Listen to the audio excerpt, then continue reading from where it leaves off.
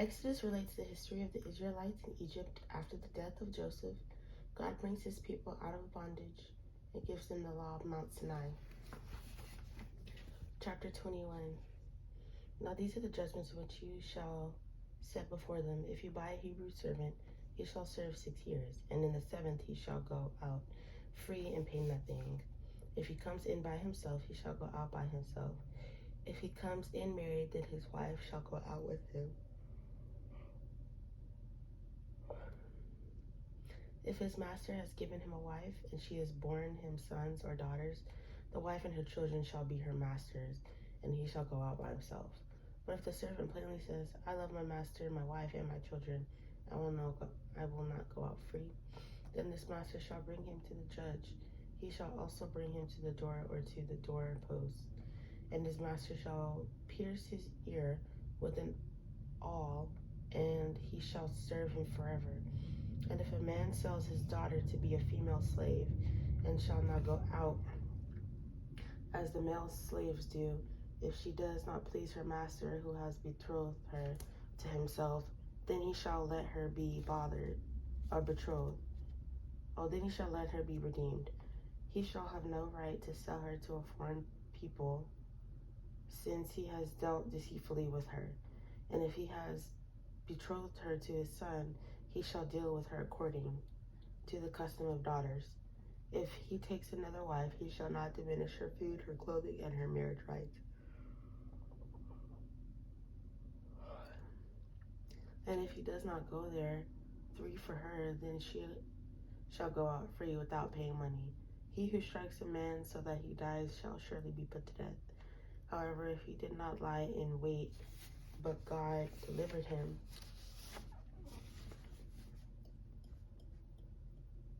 into his hand, then I will appoint for you a place where he may flee.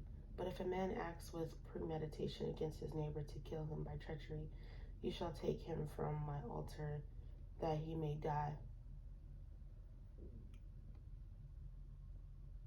And he who strikes his father or his mother shall surely be put to death. He who kidnaps a man and sells him, or he is found in his hand, shall surely be put to death. And he who curses his father or his mother shall surely be put to death. If men contend with each other, and one strikes the other with a stone or with his fist, and he does not die, but is confined to his bed, if he rises again and walks about outside with his staff, when he struck him shall be acquitted. He shall only pay for the loss of his time, and shall provide for him to be thoroughly healed. And if a man beats his male or female servant with a rod, so that he dies under his hand, he shall surely be punished. Notwithstanding, if he remains alive a day or 2, he shall not be punished, for he is his property.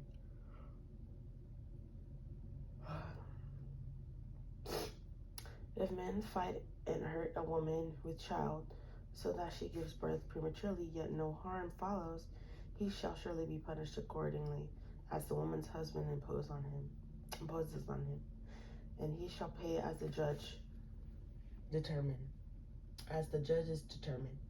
But if any harm follows, then you shall give life for life, eye for eye, tooth for tooth, hand for hand, foot for foot, burn for burn, wound for wound, stripe for stripe. If a man strikes the eye of his male or female servant and destroys it, he shall let him go free for the sake of his eye. And if he knocks out the tooth of his male or female servant, he shall let him go free for the sake of his tooth.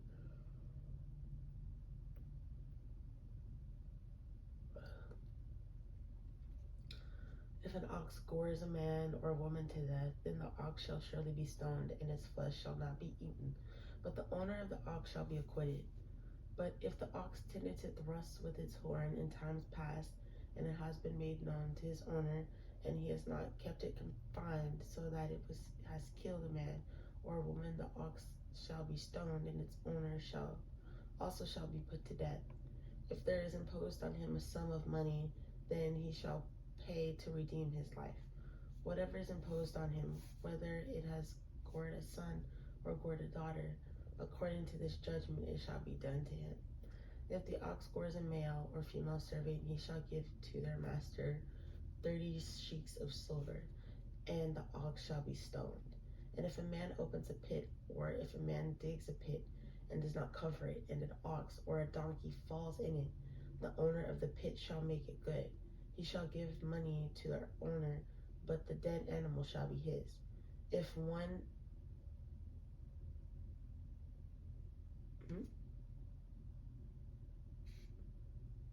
I think I forgot to say this is chapter 21. No, I did. I'm just tripping. If one man's ox hurts another so that it dies,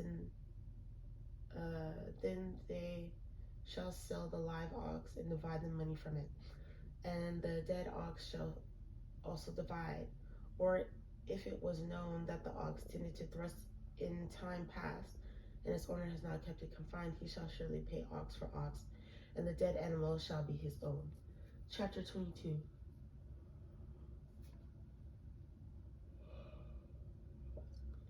If a man steals an ox or a sheep and slaughters it or sells it, he shall restore 5 oxen for an ox, and 4 sheep for a sheep. If the thief is found breaking in and he is struck so that he dies, there shall be no guilt for the bloodshed, or for his bloodshed. If the sun has risen on him, there shall be guilt for his bloodshed. He should make full restitution. If he has nothing, then he shall be sold for his theft. If the theft is certainly found alive in his hand, whether it is an ox or donkey or sheep, he shall restore double. If a man causes a field vineyard to be grazed,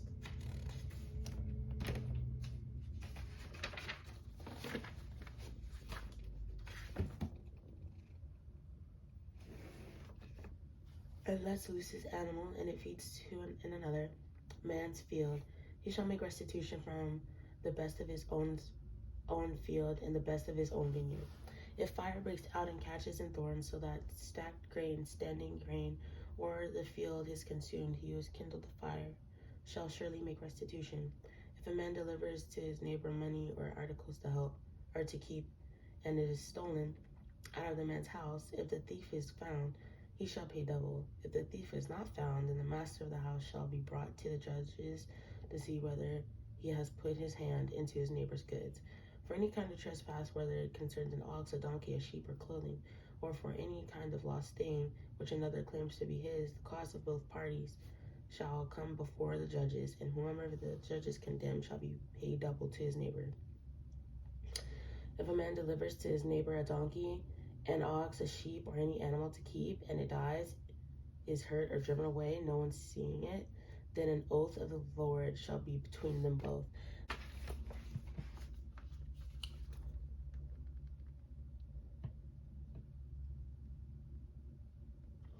Verse 11, then an oath of the Lord shall be between them both, and he has not put his hand into his neighbor's goods, and the owner of it shall accept that, and he shall not make it good.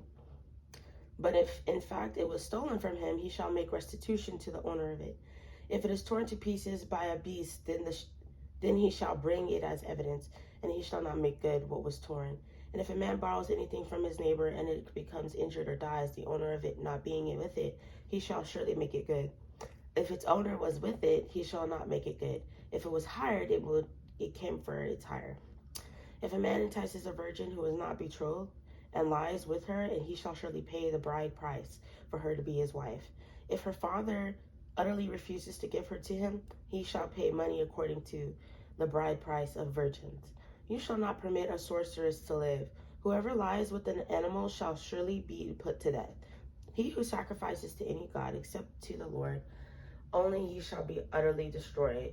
You shall neither mistreat a stranger nor oppress him, for you were strangers in the land of Egypt. You shall not afflict any widow or fatherless child. If you afflict them in any way, and they cry out all to me, I will surely hear their cry, and my wrath will become hot, and I will kill you with the sword. Your wives shall be widows, and your children fatherless. If you lend money to any of my people who are poor among you, you shall not be like a money lender to him. You shall not charge him interest. If you ever take your neighbor's garment as a pledge, you shall return it to him before the sun goes down. For that is his only covering, it is his garment for his skin. What will he sleep in? And it will be that when he cries to me, I will hear, for I am gracious. You shall not revile God, nor curse the ruler of your people. You shall not delay to offer the first of your ripe produce and your juices. The firstborn of your sons you shall give to me. Likewise you shall do with your oxen and your sheep. It shall be with its mother 7 days. On the 8th day you shall give it to me. And you shall be holy men to me. You shall not eat meat torn by beasts in the field. You shall throw it to the dogs. Chapter 23. You shall not circulate a false report. Do not put your hand with the wicked to be an unrighteous witness. You shall not follow a crowd to do evil, nor shall you testify in a dispute so as to turn aside after many to pervert justice. You shall not show partiality to a poor man in his dispute. If you meet your enemy's ox or his donkey going astray, you shall surely bring it back to him again. If you see the donkey of one who hates you lying under its burden, and you would refrain from helping it, you should surely help him with it. You shall not pervert the judgment of your poor in his dispute. Keep yourself far from a false matter. Do not kill the innocent and righteous, for I will not justify the wicked. And you shall take no bribe, for a bribe blinds the discerning and perverts the words of the righteous. Also, you shall not oppress a stranger, for you know the heart of a stranger, because you were strangers in the land of Egypt. 6 years you shall sow your land and gather it in its produce. But the 7th year you shall let it rest, and live fallow, that the poor of your people may eat, and what they leave the beasts of the field may eat.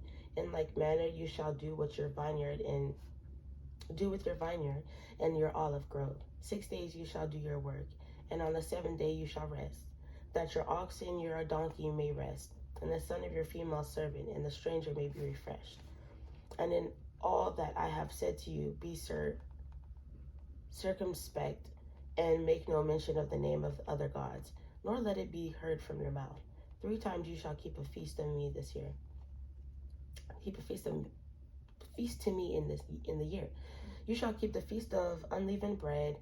You shall eat unleavened bread 7 days, as I commanded you, at the time appointed in the month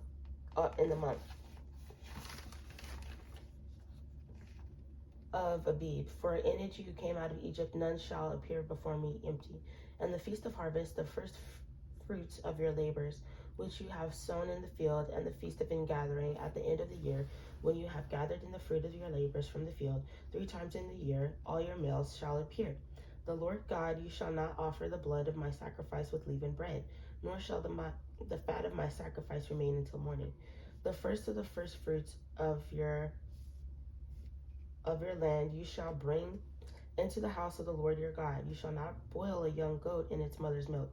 Behold, I send an angel before you to keep you in the way and to bring you into the place where I have prepared. Beware of him and obey his voice. Do not provoke him, for he will not pardon your transgressions. For my name is in him. But if you indeed obey his voice and do all that I speak, then I will be an enemy to your enemies and an adversary to your adversaries. For my angel will go before you and bring you into the Amorites and the Hittites and the Perizzites and the Canaanites and the Hivites and the Jebusites, and I will cut them off. You shall not bow down to their gods, nor serve them, nor do according to their works, but you shall utterly overthrow them and completely break down their sacred pillars. So you shall serve the Lord your God, and he will bless your bread and your water, and I will take sickness away from the midst of you. No one shall suffer miscarriage or be barren in your land. I will fulfill the number of your days.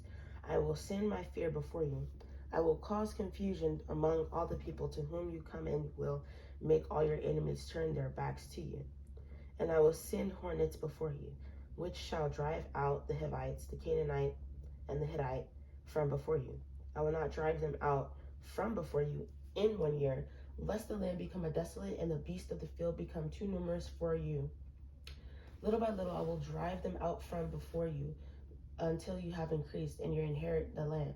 And I will set your bounds from the Red Sea to the Sea of Philistia, and from the desert to the river, for I will deliver the inhabitants of the land into your hand, and you shall drive them out before you. You shall make no covenant with them, nor with their gods.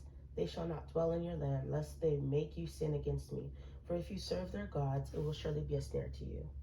Chapter 24. Now he said to Moses, come up to the Lord, you and Aaron, Nadab and Abihu, and 70 of the elders of Israel, and worship from afar. And Moses alone shall come near the Lord, but they shall not come near, nor shall the people go up with him. So Moses came and told the people all the words of the Lord and all the judgments, and all the people answered with one voice and said, all the words which the Lord has said we will do. And Moses wrote all the words of the Lord, and he rose early in the morning and built an altar at the foot of the mountain, and 12 pillars according to the 12 tribes of Israel. Then he sent young men of the children of Israel who offered burnt offerings and sacrificed peace offerings of oxen to the Lord. And Moses took half the blood and put it in basins, and half the blood he sprinkled on the altar. Then he took the book of the covenant and read in the hearing of the people, and he said, all that the Lord has said we will do, and be obedient. And Moses took the blood, sprinkled it on the people, and said, this is the blood of the covenant which the Lord has made with you according to all these words. Then Moses went up, also Aaron, Nadab, and Abihu, and 70 of the elders of Israel. And they saw the God of Israel, and there was under his feet, as it were, a prayed work of sapphire stone, and it was like the very heavens in its clarity. But on the nobles of the children of Israel he did not lay his hand. So they saw God, and they ate and drank. Then the Lord said to Moses, come up to me on the mountain and be there, and I will give you tablets of stone, and the law and commandments which I have written, that you may teach them. So Moses arose with his assistant Joshua, and Moses went up to the mountain of God. And he said to the elders, wait here for us until we come back to you. Indeed, Aaron and Hur are with you. If any man has a difficulty, let him go to them. Then Moses went up into the mountains, and cloud covered the mountain. Now the glory of the Lord rested on Mount Sinai, and the cloud covered it 6 days. And on the 7th day he called to Moses out of the midst of the cloud. The sight of the glory of the Lord was like a consuming fire on top of the mountain in the eyes of the children of Israel. So Moses went into the midst of the cloud and went up into the mountain, and Moses was on the mountain 40 days and 40 nights. Chapter 25. Then the Lord spoke to Moses, saying, speak to the children of Israel that they bring me an offering from everyone who gives it. Willingly, with his heart, you shall take my offering. And this is the offering which you shall take from them: gold, silver, and bronze, blue, purple, and scarlet thread, fine linen, and goat's hair, ram skins dyed red, badger skins, and acacia wood, oil for the light, and spices for the anointing oil and for the sweet incense, onyx stones and stones to be set in the ephod and in the breastplate. And let them make me a sanctuary that I may dwell among them, according to all that I show you, that it is the pattern of the tabernacle and the pattern of all its furnishings, just so you shall make it. And they shall make an ark of acacia wood. 2.5 cubits shall be its length, 1.5 cubits its width, and 1.5 cubits its height. And you shall overlay it with pure gold inside, and out you shall overlay it, and shall make on it a molding of gold all around. You shall cast 4 rings of gold for it, and put them in its 4 corners. 2 rings shall be on one side, and 2 rings on the other side. And you shall make poles of acacia wood, and overlay them with gold. You shall put the poles into the rings on the sides of the ark, that the ark may be carried by them. The poles shall be in the rings of the ark, they shall not be taken from it. And you shall put into the ark the testimony which I will give you. You shall make a mercy seat of pure gold. 2.5 cubits shall be its length, and 1.5 cubits its width. And you shall make 2 cherubim of gold of hammered work. You shall make them at the 2 ends of the mercy seat. Make 1 cherub at one end, and the other cherub at the other end. You shall make the cherubim at the 2 ends of it of one piece with the mercy seat. And the cherubim shall stretch out their wings above, covering the mercy seat with their wings, and they shall face one another. The faces of the cherubim shall be toward the mercy seat. You shall put the mercy seat on the top of the ark, and in the ark you shall put the testimony that I will give you. And there I will meet with you, and I will speak with you from above the mercy seat, from between the 2 cherubim which are on the ark of the testimony, about everything which I will give you in commandment to the children of Israel. You shall also make a table of acacia wood. 2 cubits shall be its length, 1 cubit its width, and 1.5 cubits its height. And you shall overlay it with pure gold. and make a molding of gold all around. You shall make for it a frame of a handbreadth all around, and you shall make a gold molding for the frame all around. And you shall make it for 4 rings of gold, and put the rings on the 4 corners that are its 4 legs.